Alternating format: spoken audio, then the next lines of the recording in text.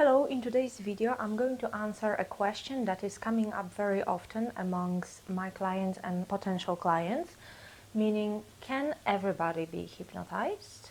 Can hypnosis work on anybody? And also, are the results going to last forever, or how long the results are going to last, and how many sessions do I need?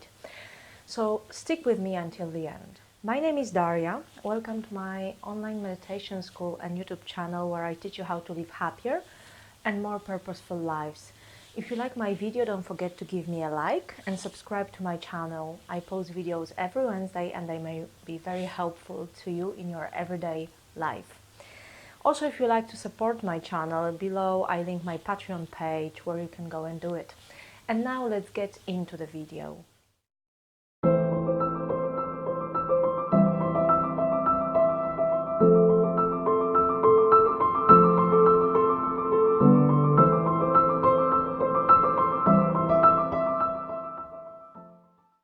In today's video, I'm going to talk about if hypnosis can work on anybody. There are a few different factors which would make people more prone to hypnosis or less prone to hypnosis.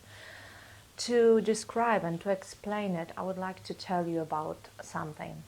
So basically, I mentioned that in my other videos, is that I work in a theta state of the brain, which is the state between deep relaxation, like alpha state, and delta, which is a deep sleep state. So this is the state in between when we are having our first dreams, but we are not asleep yet. And what is happening is that, practically speaking, we all go through those stages every day when we go to sleep and then when we wake up. So if we ask the question, can anybody be hypnotized? Actually, the question is, can anybody go to sleep, and can anybody wake up from that sleep? I would assume that the answer is yes. Everybody can go to sleep and everybody can wake up. I think there is going to be a few exceptions, but this is equating to a very problematic state of mind. So why then not everybody would get hypnotized? I'll link below the TED Talk where there is a hypnosis capability show, and not everybody who got called to the stage would get hypnotized. So what is the trick?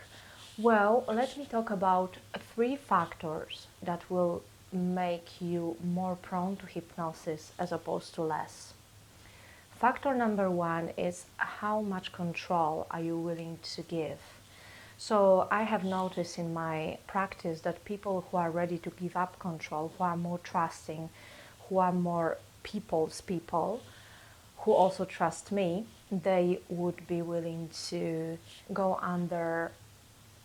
They are much more likely to go under. And very often people in nowadays, especially the ones who have left brain very developed, they would be very prone to control. They think that they can work out everything in their lives with their conscious mind and they can control everything.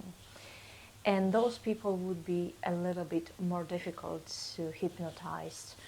Also, when I explain to my clients, everybody gets to know in which state they are going to be exactly, meaning this beautiful spot between sleeping and being awakened.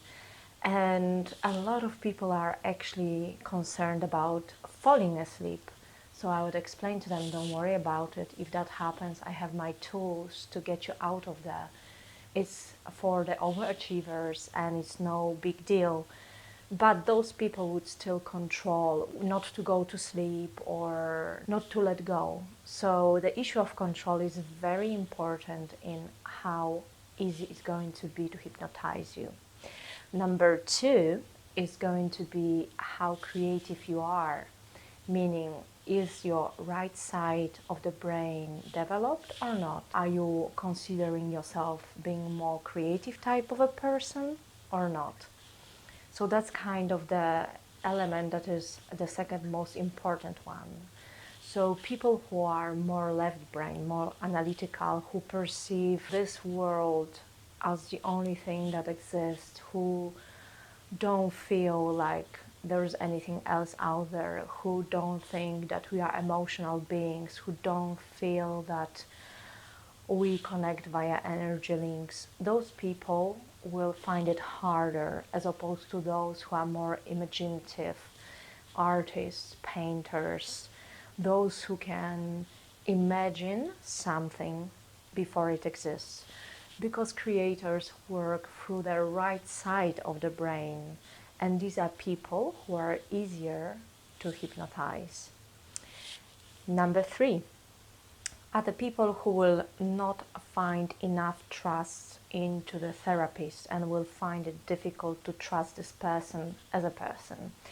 And what I mean by this, it is just a very subconscious interpersonal perception, which can be actually compared to almost like sleeping in the dormitory room. So there will be people, especially at a young age maybe, who are more trustful and they would happily sleep with anybody at any time. They could possibly even sleep at the beach, or I don't know.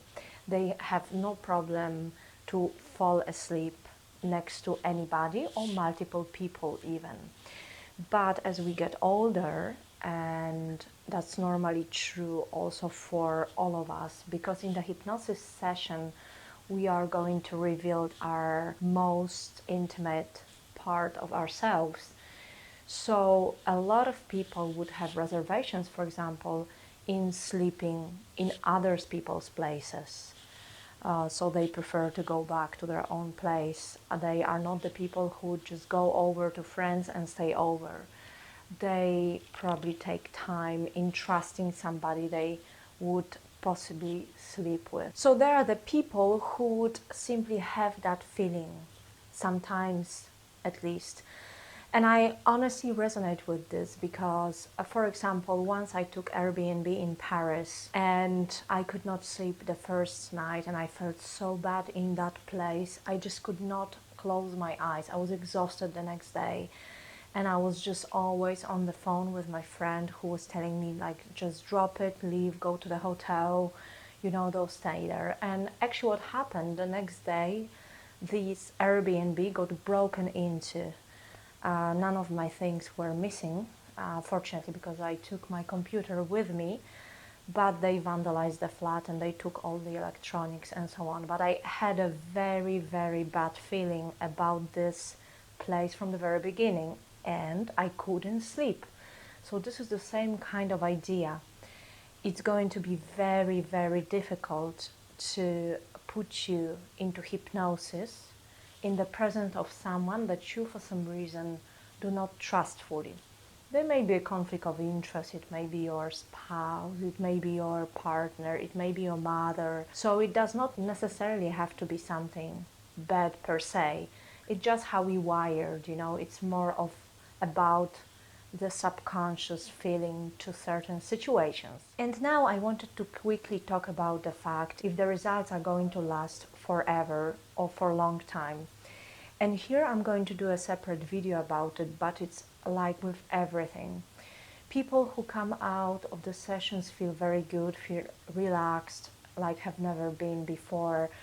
And whatever they came with is going to subside if that's a kind of limiting belief or bad behavior because of how good we feel. And there's a scientific reasoning for this. Now, if you want to have those results forever, it's very, very important to keep on working on yourself, keep on doing the self-care rituals, caring for yourself. So in other words, if you come to me with a trauma and we work on it and you feel so much better and then you put yourself back into the situation which is traumatizing you, well, that's probably going to evolve something else. Your reaction may be softer to that and may be less explosive and you may be able to control it more. It's more or less like eating the whole year bad junk food and then going on a detox once a year for a week and hoping to have an amazing body and feeling amazing. This doesn't work like this. And I'm a big fan of really getting this step up improvement, let's say in your anxiety, in your panic, and so on and so on, but then maintaining it, having a really intentional lifestyle that will support the results of the hypnosis. So I hope this is helpful and insightful. It will help you decide whether you want to have a hypnosis or if it's going to be helpful to you, and what kind of practitioner you should pick for yourself. That's all for now. If you like this video, leave me a like and subscribe to my channel. And I hope this was helpful and insightful. And until next Wednesday, blessings.